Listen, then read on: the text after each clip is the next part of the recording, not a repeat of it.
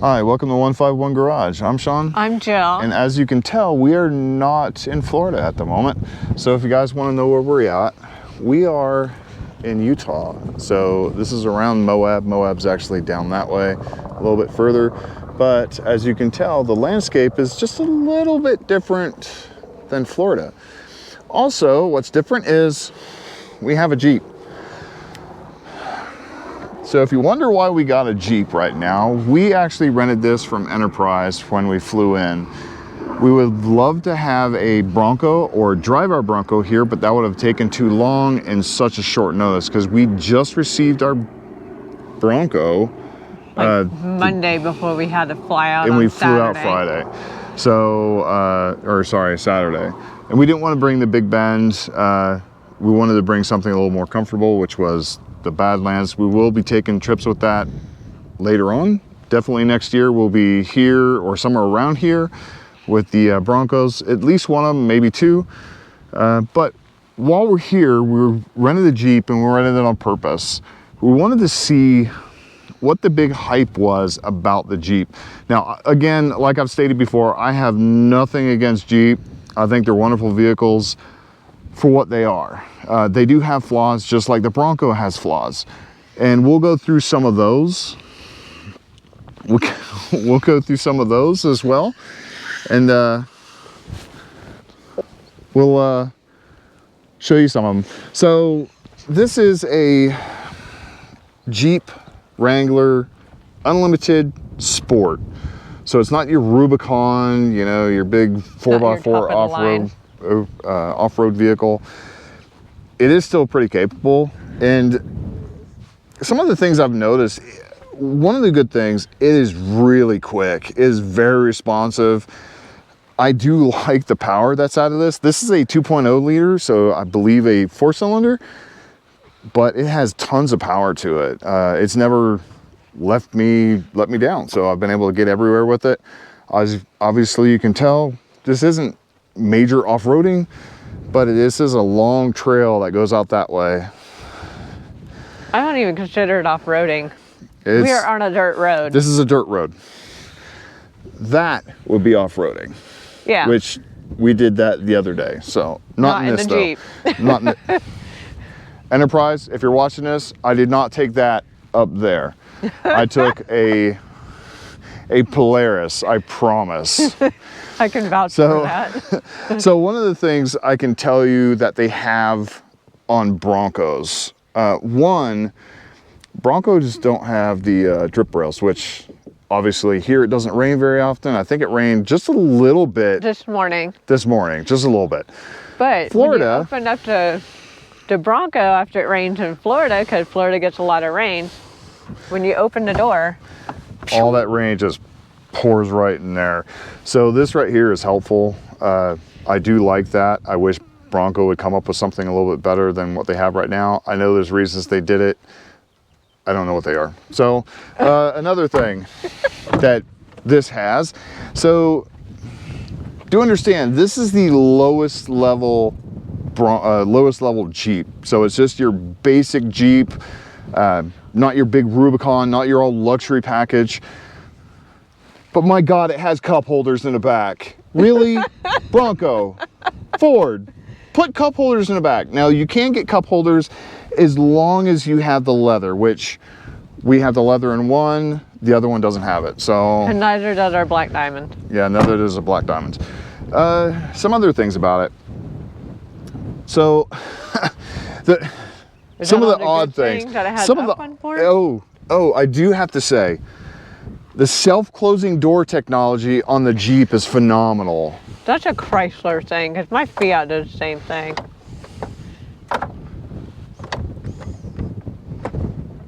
I mean, come on. That is badass. You have to open it up past here or else it shuts automatically. I wish it was soft close, because I've learned, well, closing this or opening this, I've walked into it a couple times. I've learned at I think it was the first day, I've hit myself like twice. That sucks.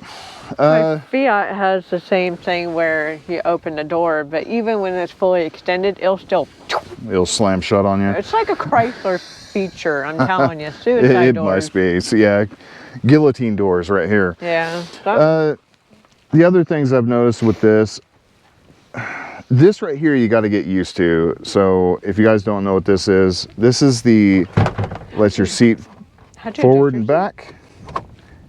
Most of the time you're trying to find it, you're sitting on it because it folds up that way and you're kind of screwed. Now, Yeah, like me in the passenger seat trying to find it. Yeah. As far as the back, tons of room. It opens up just like the Bronco. Obviously, you have to open up that first before you open up this. There's no latch to open this up. It's just held shut by the door itself. Tons of room in the back. Obviously, all your other crap in here. Jacks, everything. I think the Bronco is actually bigger because it doesn't have this on the sides. Yeah, it is bigger. It's wider. These bars are farther out, so I noticed there's a little bit more room here, usable room. So I like that on this on the Bronco better than this. It does have a bigger back window though, because of course you have a smaller door.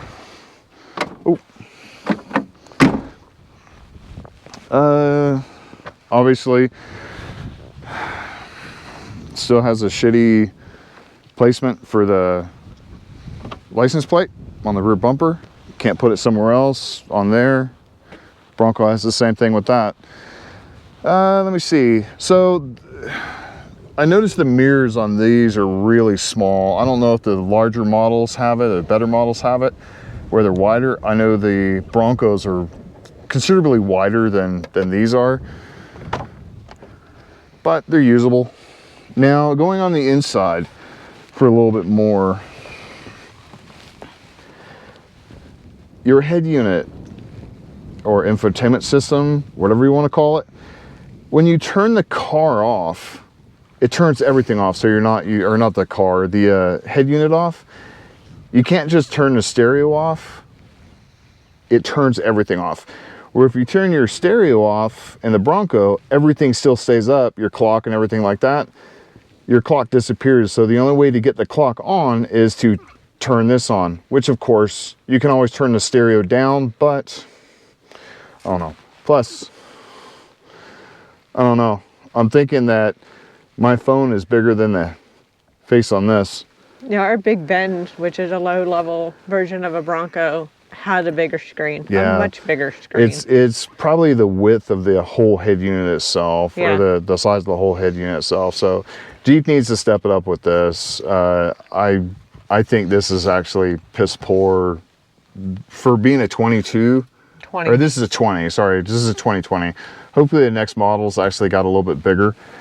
I do wish Ford had this, but this is actually right in front of an airbag. Yeah, but this comes out though. So she's talking about this right here. When we were going off-roading, not necessarily off-roading, but when we're going off-roading, we went to Bronco off-roadeo. Yeah. The other day. Went off-roading in their vehicles. The handle there and the handle here doesn't do well. This would have been helpful for her. Also, it didn't have the handle that we put on up here, which you guys have seen the orange handle in our vehicle up here. That would have helped her a lot too. So there's no handle up here for the stock Bronco. We'll have to look and see what we can do with the Badlands to get it. Order more of those. Yeah. It doesn't even have this, does it? No, it has it It right has here just right there and down there. So so this is very helpful for the Jeep, and I wish the Bronco would have had something like this, something a little more useful. Yeah. Something a little more useful that you're not leaning all the way forward. Plus, you can put two hands on this rather than off to the sides. Or just put them up here and Put move them the up there. airbag somewhere else. Yeah. Well, you can put a different type of handle in there. Now, as far as this vehicle, I actually like it. It's not too bad. I've noticed there's a couple things that are why I didn't buy this vehicle. So first off,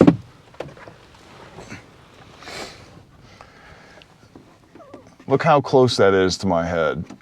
So I don't sit this way. I sit a little bit this way from my back. I can barely fit my fingers through there. In fact, as I slide it through, the thickness of my knuckle hits where that is. That's why I didn't buy this. So this right here is horrible. Being in the passenger seat, I can lower my seat down. Being in the driver's seat, I can't. There is no switch. So this right here is one of the reasons I didn't get it. This right here is the main reason I didn't get it. You mean in the driver's seat you can lower it down in the passenger seat? Yeah, the lower, you can lower it down in the driver's seat with the little pump action. You can raise and lower. The passenger seat, you can't do that. So that's why he just, yeah, he doesn't really technically fit in a Jeep. So when people ask, what do you mean you don't fit in the Jeep? He doesn't fit in the Jeep. I don't fit in the Jeep. I mean, I really don't. The bumps that we took, he whacked his head. I hit my head on this one without really thinking about it. And I had to kind of lean forward, which is uncomfortable for me. I do have a portion of my back is fused, so I don't have the articulation of leaning forward all the time. It starts hurting really quick. Now me riding shotgun, pan it over this way. This area over here is very, very drafty. In fact, we put our hot camera in here because it was so drafty to cool it down. Yeah. I'm just saying. That is noticeable for this. This is a very drafty vehicle. It's very windy. Yeah, it gets a lot of airflow through here, and it's not your AC. It's very drafty. It's very windy. It's very noisy when it's going down the road. Yeah. So some of the things that are the same with this vehicle and the Bronco. So you have a lot of people that talk about the creaks in the roof and stuff like that. And you have the Jeepsters or the Jeep lovers or the Jeep wannabe people go, well, you should have bought a Jeep. I'm telling you this right now, that this thing creaks a lot. It really does. So if you say, well, you should have bought a Jeep, you obviously don't own a Jeep because this thing is noisy as hell. Yes. As well as somewhere right here. I keep hearing creaks all right here. Now, we are going a little bit rougher off-road than on-road. Well, on dirt roads. Yeah, on dirt roads and kind of like that. A little bit of bumps. We don't know what the Bronco is like over a period of time. We really haven't heard it. We really haven't heard this noise on the dash. This has 36,000 miles on it, so it does have a lot of wear and tear on it. We'll see what happens there. Another thing I want to point out, it's very hard to shift in the four-wheel. This right here, I have to freaking really pull hard. I do like, even though I don't like the new technology of being able to turn the dial to shift it or push the button, the physical shifting of this really is hard. It's like that. I mean, it's pretty hard to pull it. Also, another thing I wanted to say. Lack of storage? Storage. What the hell do you guys put everything other than just that? I don't have a place for this, so I can throw it up here. Obviously, if you take off, slides forward. I don't know what this is for. I really don't. It has no room for anything in there. I can't put my glasses in there. They don't fit. In fact, where's my glasses? My glasses don't fit in there. I think you can put a couple pins in there. There's a little lip right here, so it's on purpose for something. I just don't know what. The last thing. Oh, well, the center console I have a gripe with before we go on to the keys, because it is such a pain in the butt when you go to open it that it splits into two. So if you want the bottom portion, you accidentally open the top portion, you get this tray. So you have to close it and open it again. It's such a pain in the ass. I have to disagree with that. I like that feature because I don't have that stupid little tray that slides back and forth where if you hit a bump, everything falls out of the tray into the bottom one, especially if you do off-roading like this. I have to disagree. I actually like that. The last thing I want to say. Then that was Jill's great. What the hell's with the switchblade? How many times this thing's opened in my pocket? It's absolutely horrible. And look how massive this is. Yeah. That's a big key. Our Bronco had more buttons than that on a smaller key. So this right here, you have the little button. Obviously, you have the lock, unlock, and Panic. horn. But you have this little button on the side right here, which, again, when it hits the inside of your pants or inside of your leg or whatever, or something else in your pocket, this thing opens. I don't know how many times it's opened, and I go to lean down and it jabs me. So somebody who rented it before us got so ticked off that they actually taped it. Taped the key shut. Because this one wasn't doing this. Yeah. This one was. Well, now that one's doing it. Yeah, I don't know if you guys can see it, but they actually put tape over this right here so it doesn't open. Obviously, the next person opened it up. But for the last time, we actually like the Jeep. We would have bought one. It does have flaws. As does the Bronco. The Bronco has flaws. They are built for the same thing, different styles of driving. Obviously, the IFS can go places where this one can't, and this one can go places where the other one can't. Yep. Comfortably. Now, it's both capable vehicles. We are not bashing Jeep. We actually love Jeep. We respect Jeep for the fact that they've kept this thing going since God knows when. I mean, since World War II. We're actually... Yeah, something like that. Something like that. It's been a long time, like 80 years. Yeah, they haven't They didn't take stopped. a break like Bronco did. They didn't take like a 30-year hiatus. So for that, hats off to you guys at Jeep for keeping it going, and you earned a lot of respect for that.